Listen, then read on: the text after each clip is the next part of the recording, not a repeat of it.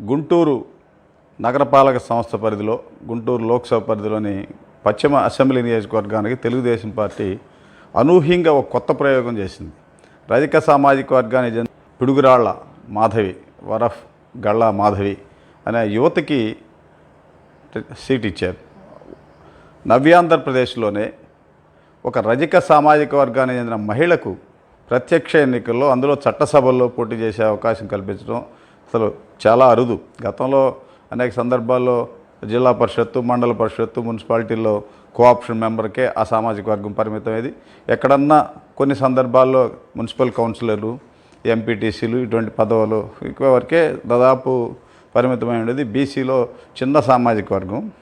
ఆ సామాజిక వర్గాన్ని గుర్తించి ఒక పార్టీ పరంగా కొంచెం పదోన్నతి, ఒక అవకాశం కల్పిస్తే మంచి ఫలితాలు వస్తాయనే ఉద్దేశంతో టీడీపీ అధినేత చంద్రబాబు రకరకాల కసరత్తులు చేసి సుదీర్ఘంగా అనేక వర్గాల నుంచి సమాచారం సేకరించి ఆమె అభ్యర్థిత్వాన్ని ఖరారు చేశారు. దీనికి సంబంధించిన అంశాలు మనం ఈరోజు చర్చించుకుందాం. ముందుగా మీరు మా ఛానల్ని సబ్స్క్రైబ్ చేయవలసిందిగా కోరుతున్నాం. గంట గుర్తు మీద క్లిక్ చేసి మీరు సబ్స్క్రైబర్గా నమోదు కావాలి. మిత్రులారా, తెలుగుదేశం పార్టీ స్థాపించిన తర్వాత గుంటూరు పశ్చిమ నియోజకవర్గానికి ఒక ఆనవాయితీ ఉంది. ఇప్పటికి 9 సార్లు శాసనసభ ఎన్నికలు జరిగితే 9 సార్లు 9 మంది అభ్యర్థులు మారారు. ఉమ్మడి జిల్లాలోనే గుంటూరు పశ్చిమ నియోజకవర్గంలో ఇప్పుడు 10వ అభ్యర్థి, 10వ ఎన్నిక 10వ అభ్యర్థి. అంటే ఇక్కడ పోటీ చేసి గెలిచినా ఓడిపోయినా ఆ అభ్యర్థి తిరిగి పార్టీలో మరలా పోటీ చేయలేదు. అసలు చాలామంది దాదాపు 90% ఒక చుక్కపల్లి రమేష్ తప్ప మిగతా వాళ్ళంతా కూడా ఇతర పార్టీలో గెలిపారు. గెలిచిన తర్వాత కారణాలు ఏమైనా కావచ్చు. దీంతో జిల్లా కేంద్రంలో ఒక ప్రధానమైనటువంటి ఉమ్మడి గుంటూరు జిల్లాలోనే పట్టుగా ఉన్నటువంటి గుంటూరు పశ్చిమలో పర్మనెంట్ నాయకత్వాన్ని తెలుగుదేశం పార్టీ ఏర్పాటు చేసుకోలేదని చెప్పొచ్చు. కారణాలు రకరకాలు కావచ్చు. పదే కొత్త వాళ్ళకి సీట్లు ఇవ్వటం, వీటన్నిటినీ పరిగణలో తీసుకుంటే ఈ ఎన్నికల్లో అనేక ప్రయత్నాలు చేసి, అంటే గత 2019 ఎన్నికల్లో ఒక్క ఛాన్స్ పేరుతో జగన్ గాల్లో కూడా తెలుగుదేశం పార్టీ సునాయాసంగా గెలిచింది. అప్పట్లో గెలుపొందిన మద్దాలగిరి వైకాపాలో చేరడంతో మరలా కొత్త అభ్యర్థి తెర మీదకి రావాల్సి వచ్చింది. దీంతో ఈ లోక్సభ పరిధిలో ఒక బీసీకి తెలుగుదేశం పార్టీ అవకాశం కల్పించాలని చంద్రబాబు మీద అనేక రకాల ఒత్తిళ్ళు వచ్చాయి. లోకేష్ మీద కూడా ఒత్తిళ్ళు వచ్చాయి. తెనాల్లో ఆల్పాటి రాజేంద్ర ప్రసాద్కి సంస్థాగతంగా ఆడ జనసేనతో పొత్తు పెట్టుకోవడంతో ఆయనకు సీనియర్ నేత, ఆయనకు అవకాశం కల్పించాలని అనేక పరమైన ఒత్తిళ్ళు వచ్చాయి.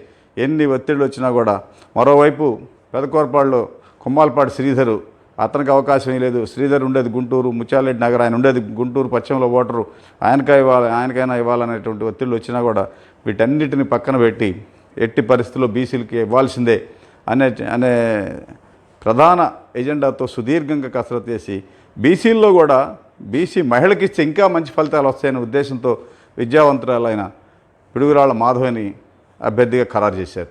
అసలు బీసీలో కూడా అనేక మంది టికెట్ కోసం ప్రయత్నం చేశారు. డాక్టర్ శేషయ్య కానీ, తాళ్ల వెంకటేష్ యాదవ్ కానీ, ఇట్లా కొంతమంది బీసీలు రకరకాలుగా ఎప్పటి నుంచో పార్టీని నమ్ముకొని ఉండి మాకు అవకాశం ఇవ్వమని చెప్పి నేను ఇచ్చినా కూడా బీసీల్లో మహిళకైతే ఇంకా బాగుంటుంది. ఈ జిల్లాలో, అంటే ఉమ్మడి జిల్లాలో 2009, 14, 19 3 ఎన్నికలంటే 15 ఏళ్ల నుంచి మహిళలకు అవకాశం ఇవ్వటం లేదు. బీసీ మహిళలకు ఇస్తే ఇంకా ఫలితాలు వస్తాయనే ఉద్దేశంతో ఇచ్చారు.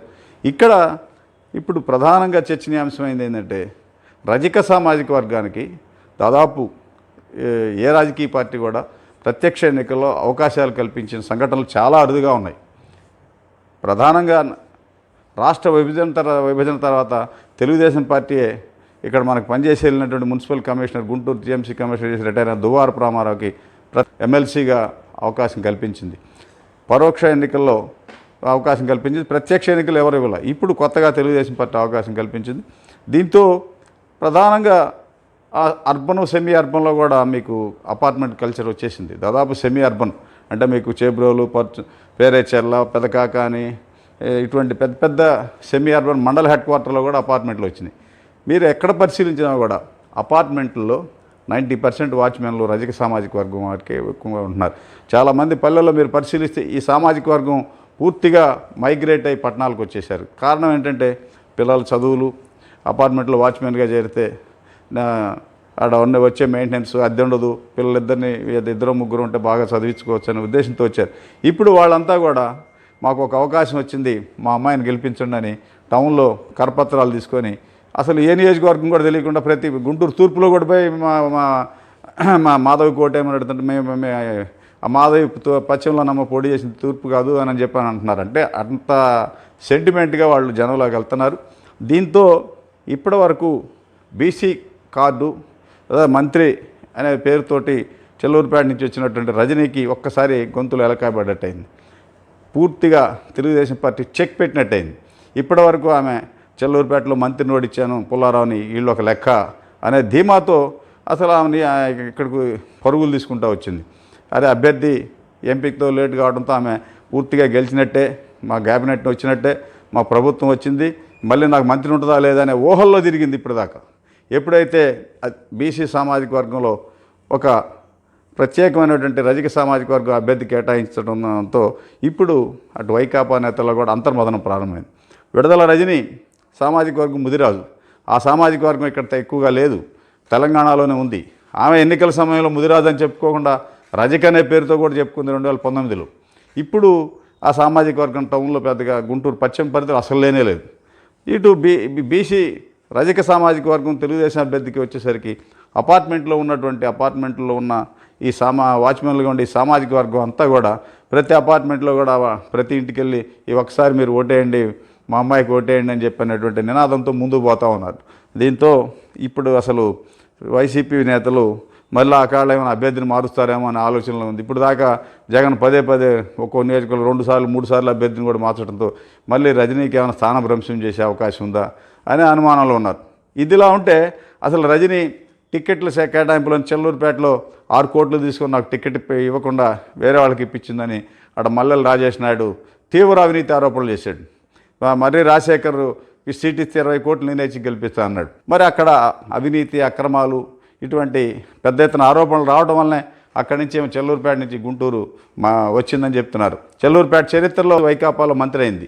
అంటే గతంలో తెలుగుదేశం తరఫున పుల్లారావు మంత్రిగా చేసినా కూడా కాంగ్రెస్ తరఫున ఆ నియోజకవర్గంలో ఏమే మంత్రి కావడం, ఆ మంత్రి అయినటువంటి సందర్భం కానీ అంతకుముందు ఎమ్మెల్యేగా ఉన్నప్పుడు కానీ పెద్ద ఎత్తున అవినీతి అక్రమాలు, ఆడ మైనింగు, ఇటువంటి గ్రానైటు ఇవన్నీ పెద్ద ఎత్తున మీకు చెల్లూరుపేట కోటప్పకొండ రోడ్లో గ్రానైట్లు కానీ ఇవన్నీ ఆఖరికి నియోజకవర్గంలో ఎంపీ కృష్ణదేవరాయలని అసలు ప్రతి కార్యక్రమంలో ప్రోటోకాల్ కూడా ఎంటర్ కానియకుండా, మర్రి రాజశేఖర్ ఎమ్మెల్సీని కూడా ఎంటర్ కానియకుండా అనేక ఇబ్బందులు పెట్టింది.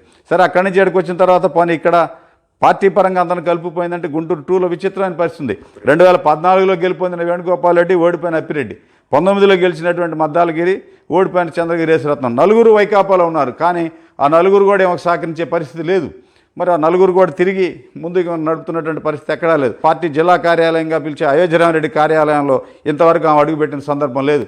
పార్టీ కార్యాలయంలో ఉండి అందరిని కలుపుకోవాల్సిన రజనీ ఆమె పనులు ఆమె చేసుకుంటా ఉంది. ఈ కార్యాలయానికి జిల్లా నాయకులు రారు, జిల్లా కార్యాలయానికి రజనీ వెళ్ళదు. ఇటువంటి వాతావరణం కొనసాగుతుంది. మరోవైపు పల్నాడు జిల్లాలోనే 2వ మంత్రిగా ఉన్న అంబటి రాంబాబు గుంటూరు పశ్చిమలో ఓటర్గా ఉన్నారు. అంబటి రాంబాబు సహాయం కూడా ఇంతవరకు కోరి రాంబాబుతో పాటు కలిసి ప్రచారం చేసిన సందర్భం కూడా లేదు. ఇలా రకరకాలుగా ఉంది. ఒకవైపు చెలుగులూరుపేట నుంచి వచ్చి ఇక్కడ టికెట్ తెచ్చుకుంటుందా అనే భావంతో ఈ నియోజకవర్గంలో ఇప్పటి వరకు ఉన్నటువంటి ఆ 4 నేతలు ఎవరు, మద్దాలగిరి, చంద్రగిరి యేసరత్నం, అప్పిరెడ్డి, మోదిగుల వేణుగోపాల్ రెడ్డి, నలుగురు 4 కోళ్లుగా ఉన్నారు. దాంతో రజనీ అనేది గెలవడం అనేది అసలు ఇంపాసిబుల్ అనే పరిస్థితి కొనసాగుతుంది. దీంతో మరోవైపు తెలుగుదేశం తరఫున మహిళా అభ్యర్థిని పెట్టడంతో విడుదల రజనీ అంశం చాలా కంట్లో నలుసుగా ఉంది. ఆమెకి పార్టీ వ్యవహారాలంతా కూడా ఇబ్బందులకరంగా ఉండడంతో ముందుకు వెళ్ళాక రకరకాలుగా ఉంది. ఈ దశలో కోడ్ రావడం, ఎన్నికల కోడ్ రాకముందు ఆమె మంత్రిగా హల్చల్ చేస్తా పైలట్ వెహికల్ 10-15 మంది మాగదులతో తిరుగుతున్నారు. ఎలక్షన్ కోడ్ వచ్చిన కాడి నుంచి కూడా ఎక్కడికక్కడికి ఫ్లెక్సీలు మొత్తం పీకేసే పరిస్థితిలో ఉండటంతో ఆమె ఇప్పుడు ఏర్పాటు చేసిన లక్ష్మీపురం మెయిన్ రోడ్ కార్యాలయం కూడా నిన్నటిదాకా బారికేడ్లు పెట్టి పోలీసులు అంతా ట్రాఫిక్ ఆపారు. ఇలా పరిస్థితి లేదు. ఆమెతో పాటు ఉంటే 1-2 గన్మెన్లు ఉంటారు తప్ప ఇటువంటి లేని పరిస్థితి ఉంది. ఈ పరిస్థితుల్లో ఇక్కడ పిడుగురాళ్ల మాధవి గెలుపు సునాయాసం అని అందరూ భావిస్తున్నారు. రకరకాలుగా రాష్ట్ర స్థాయిలో రాజకీయ సామాజిక వర్గానికి ఒక అవకాశం ఇచ్చారు కాబట్టి దీన్ని మనం సక్రమంగా సద్వినియోగం చేసుకోవాలనే భావనతో రాజకీయ సోదరులంతా ఉన్నారు. ఆ రోజు సోమేపల్లి సాంబయ్య కుటుంబం చెల్లూరుపేటలో 1978 నుంచి 2014 వరకు వరుసగా ప్రతి ఎన్నికల్లో గెలిచినా ఓడిపోయిన సాంబయ్య లేకపోతే ఆయన అల్లుడు ఇద్దరు అక్కడ కార్యాలయం ఏర్పాటు చేసి కాంగ్రెస్ వైకాపా ఈ రెండింటి తరపున ఆ గ్రూప్కి నాయకత్వం ఇస్తున్నటువంటి అంత బలమైన కుటుంబం కమ్మ సామాజిక వర్గంలో ఒక వర్గాన్ని అంటిపెట్టుకొని ఉండే కుటుంబాన్ని కూడా జగన్ పక్కన పెట్టి విడుదల రజనీకి అవకాశం కల్పించిన ఆ వర్గం మనస్ఫూర్తిగా సహకరించింది. ఎన్నికల సమయంలో రాజశేఖర్కి ఎమ్మెల్సీ ఇచ్చి మంత్రి ఇస్తానని చెప్పాడు. 4 ఏళ్ల వరకు ఎమ్మెల్సీ అయిపోతే చివరికి అతను తెలుగుదేశంలోకి వెళ్ళే పరిస్థితి ఏర్పడిందని అయోధ్యరామరెడ్డి ఎమ్మెల్సీ అయిపోతే ఆయన తెలుగుదేశంలో పోతే అక్కడ చెల్లూరుపేటలో మనకి ఏజెంట్లు దొరకరు, వన్ సైడ్ వార్ అయిపోద్ది. నీకు ఒకవేళ రాజశేఖర్ టీడీపీ ఎమ్మెల్యే క్యాండిడేట్ అయితే పుల్లారా ఎంపీ క్యాండిడేట్ అయితే ఆడ మనం ఏమి పరిస్థితి ఉండదని చెప్పని ఒత్తిడి చేయడంతో చివరిలో ఆయనకి ఎమ్మెల్సీ అవకాశం కల్పించారు. దీంతో ఈ రకరకాలుగా అప్పట్లో రాజశేఖర్ ఎమ్మెల్సీకి వెళ్ళడంతో విడుదల రజనీకి ఈసారి ఇబ్బంది ఉండదు అనుకున్నారు. కానీ మంత్రిగా అక్కడ ఫెయిల్ అవటం, అవినీతి ఆరోపణలు, ఒక బలమైన వర్గం పూర్తిగా వ్యతిరేకించడం, ఇవన్నీ రకరకాల కారణాలతో అక్కడి నుంచి ఆమె గుంటూరు పశ్చిమకు మారాల్సి వచ్చింది. సరే, రకరకాల కారణాల వల్ల మారాల్సి వచ్చింది. ఆర్థికపరమైనటువంటి ఆరోపణలు పెద్ద ఎత్తున వచ్చినాయి. ప్రధానంగా అసెంబ్లీలో కూడా రకరకాల వ్యంగ్యంగా మాట్లాడడం. అసలు ఆమె వీటన్నిటికంటే రాజకీయాలు చేరకముందు తెలుగుదేశం పార్టీ మీటింగ్లో చంద్రబాబు ముందు నేను హైటెక్ సిటీలో మీరు నాటిన మొక్కనండి అని అనేసరికి ఇప్పుడు అంతా జనం గుంటూరు ఆడుతున్నారు, చంద్రబాబు మొక్క ఇటు తిరుగుతూ ఉందని చెప్పుంటే వాళ్ళు కౌంటర్ ఇచ్చుకోలేని పరిస్థితి ఏర్పడింది. దీంతో తెలుగుదేశం పార్టీ అభ్యర్థి ధీటైన అభ్యర్థి పోటీ ఇవ్వడంతో వైకాపా నేతలకు బాగా అంతర్మదనం చెందుతున్నారు. మరోవైపు ఇప్పటివరకు టికెట్ కోసం ప్రయత్నించిన బీసీలు కూడా సరే ఏదో ఒకటి బీసీకి పైగా బీసీ మహిళకు అవకాశం వచ్చింది, దీన్ని ఒకసారి ఉపయోగించుకోకపోతే రేపొద్దున బీసీకి అవకాశం ఇచ్చినా లేదని ఈసారి అసలు బీసీలకు కూడా సీటు ఇచ్చే అవకాశాలు ఉండవు, ఏదో ఒకటి మన బీసీ మహిళ కాబట్టి మనం అందరం సహకరిద్దామనే ఉద్దేశంతో అందరూ కాస్త టికెట్ కూడా ప్రయత్నం చేసిన వాళ్ళంతా కూడా అసంతృప్తి అంతా అయిపోయి ఇప్పుడిప్పుడే ప్రచారంలో ముందుకు వస్తున్నారు. మరోవైపు పార్టీ అధిష్టాన వర్గం కూడా గుంటూరు పశ్చిమలో బలమైన లీడర్లు ఎవరు, టికెట్ కోసం ఎవరెవరు ప్రయత్నం చేశారు, టీడీపీ నేతలు ఎవరు, వాళ్ళందరినీ వెళ్ళి కలుపుకోవాలని చెప్పి స్పష్టమైన ఆదేశాలు ఇవ్వడంతో టీడీపీ అభ్యర్థి ఇప్పటి వరకు టికెట్ కోసం ప్రయత్నం చేసిన వాళ్ళందరినీ కలిసి మద్దతు కోరారు. మరోవైపు బలమైన నేతలుగా ఉన్నటువంటి పార్టీలో బలమైన నేతలుగా ఉన్నటువంటి నాని కానీ, ఆలపాటి రాజేంద్ర ప్రసాద్ ఇటువంటి సీనియర్ నేతలను కూడా కలుపుకొని మొత్తం మీద ఈ 4 రోజుల నుంచి గ్రౌండ్ వర్క్ చేసుకుంటున్నారు. ఇప్పుడు బీజేపీ కూడా ఫ్రంట్లో ఉండటంతో యంత్రాంగం అంతా కూడా నిష్పక్షపాతంగా వ్యవహరించాల్సిన పరిస్థితులు ఏర్పడ్డాయి. దీంతో నిన్నటిదాకా వన్ సైడ్ వార్గా అని భావించినటువంటి వైకాపా నేతలు ఒక్కసారి డిఫెన్స్లో పడ్డారు. ఇటు అభ్యర్థిగా వచ్చేసరికి బీసీ సామాజిక వర్గం కావటం, రజక సామాజిక వర్గానికి ఓట్లు ఎక్కువ ఉండటం, ఒకవైపు పవన్ కళ్యాణ్ కూడా తెలుగుదేశం ఫ్రంట్లో ఉండటం, నగర పరిధిలో బ్రాహ్మణుల ఓట్లు గుంటూరు 2లో ఎక్కువగా ఉండటం, బీజేపీ కూడా ఇటు ఉండటం, ఇటువంటి అన్ని రకరకాలుగా తెలుగుదేశం అభ్యర్థి కలిసి వచ్చింది.